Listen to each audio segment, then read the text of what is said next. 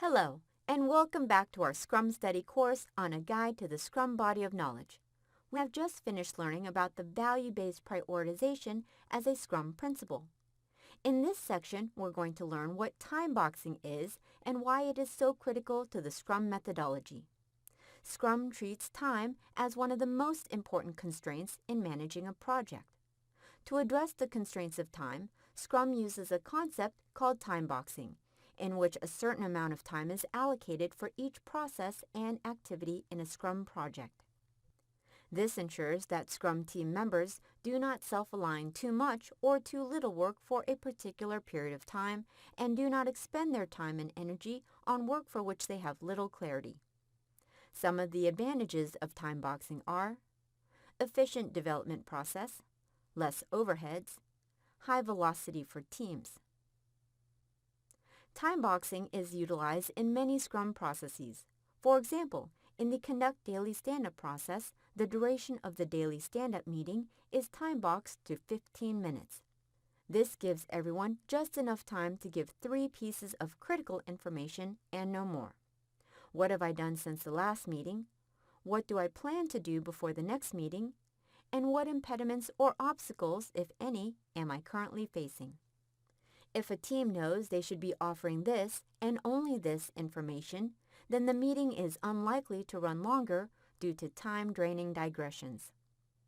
Time boxing is also useful in avoiding excess improvement or gold plating of an item. One note of caution. Arbitrary time boxing can lead to demotivation of the team and may have the consequence of creating an apprehensive environment, so it should be used appropriately. Let's look more specifically at how time boxing is applied in Scrum. First, a sprint is a time-boxed iteration lasting 1 to 6 weeks, during which the Scrum Master guides, facilitates, and shields the Scrum team from both internal and external impediments. This aids in avoiding vision creep that could affect the sprint goal. During this time, the team works to convert the requirements in the prioritized product backlog into shippable product functionalities.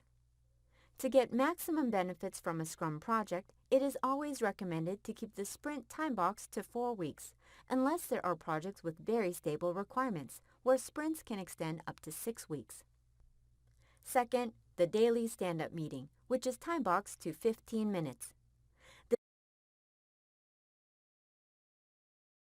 The team members gather to report the progress of the project by answering the following 3 questions.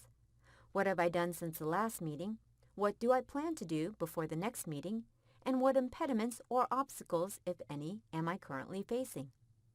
This meeting is carried out by the team as part of the Conduct Daily Stand-Up process. Next is the Sprint Planning Meeting. This meeting is conducted prior to the sprint as part of the Plan and Estimate phase. It is time-boxed to 8 hours for a 1-month sprint. The Sprint Planning Meeting is divided into 2 parts. Objective definition. During the first half of the meeting, the product owner explains the highest priority user stories or requirements in the prioritized product backlog to the Scrum team. The Scrum team, in collaboration with the product owner, then defines the sprint goal. Task estimation. During the second half of the meeting, the Scrum team decides how to complete the selected prioritized product backlog items to fulfill the sprint goal. In this context, sprint planning meetings are also conducted during the Identify Task process to identify tasks and during Estimate Task process to estimate identified tasks.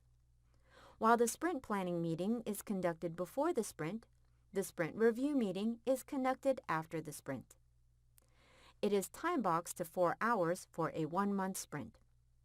During the sprint review meeting that is conducted in the Demonstrate and Validate sprint process, the Scrum team presents the deliverables of the current sprint to the product owner.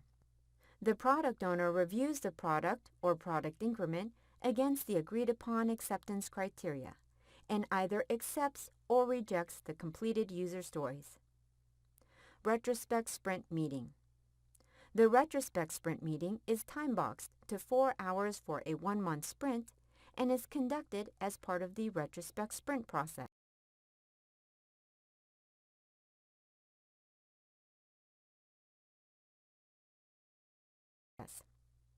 During this meeting, the Scrum team gets together to review and reflect on the previous sprint in terms of the processes followed, tools employed, collaboration and communication mechanisms, and other aspects relevant to the project.